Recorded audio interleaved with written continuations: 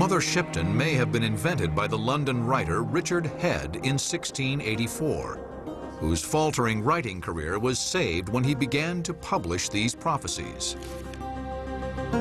Richard Head claimed Mother Shipton accurately predicted the Spanish Armada, the Great Plague, and the London Fire of 1666, because he was writing about these events years after the fact. Scholars call his technique post-diction instead of prediction. Prediction, of course, you're supposedly making statements about the future. With post-diction, you're just going backwards in time and predicting it after the fact, which, of course, is no prediction at all. But there is a strange twist to this story. Even if Richard Head made up the predictions of Mother Shipton in the 1600s, many of his future predictions eventually came true. In the air, men shall be seen. Around the world, thoughts will fly in the twinkling of an eye. Women dress like men and trousers wear, and cut off all their locks of hair. Mother Shipton. Did the hoaxer Richard Head somehow tap into some kind of oracular vision himself while writing the prophecies? Or was he working from an actual prophetic book which has been lost to history? When an editor, such as the man who edited the prophecies of Mother Shipton, works on something, he usually doesn't fabricate the whole cloth. They are based on things that were originally oral tradition prophecies. And that's why I think some of them have come true.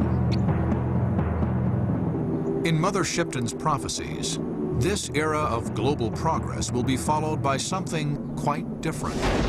Then half the world, deep drenched in blood, shall die. Were Mother Shipton and Merlin foreseeing the same doomsday as the Mayans and the I Ching? Some believe these prophecies are echoed in the most famous prophetic work of all time, the Bible.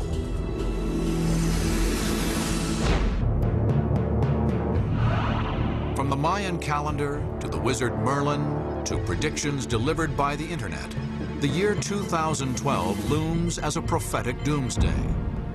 But the threat of apocalypse also comes from a more familiar source, the Bible. The Bible's track record for accurate prophecy is legendary. The prophet Jeremiah predicted that Jerusalem would be conquered by Babylon, and it was. Jesus predicted Jerusalem would be destroyed by the Romans, and it was. The book of Revelation predicts apocalyptic warfare in the distant future, and some say it is happening now. The book of Revelation, in its style, in its content, in its language, is not greatly different from the prophecies of other ancient cultures, including the Mayan culture, including the Egyptian culture, including the Native American culture. The author of Revelation had a vision of doom that has shaken the world to this day. His name was John. There's an entire book of prophecy, the book of Revelation. And it is, the contents of it are this sort of dream vision that the Apostle John receives while in exile on the Isle of Patmos. And the entire book is this prophecy of a coming apocalypse, of the end of the world, the final battle of good versus evil. The book of Revelation is filled with terrifying and bizarre images. Flying creatures with streaming hair making the noise of 1,000 horses. Self-propelled chariots belching flames. He sees diseases that kill 1/4 of the earth.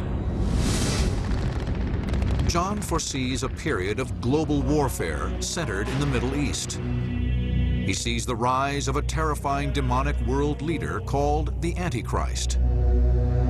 The book of Revelation foresees all this as simply a prelude to the end of the world.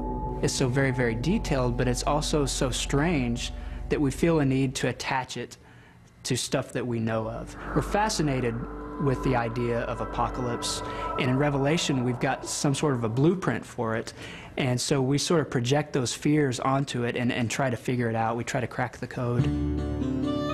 But some biblical scholars question the direct connection between Revelation and today's headlines. It's clear John of Patmos did expect the imminent end of the world.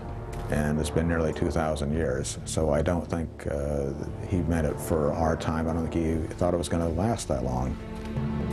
Many biblical scholars today believe that the book of Revelation was a coded message, but the codes referred to John's own time.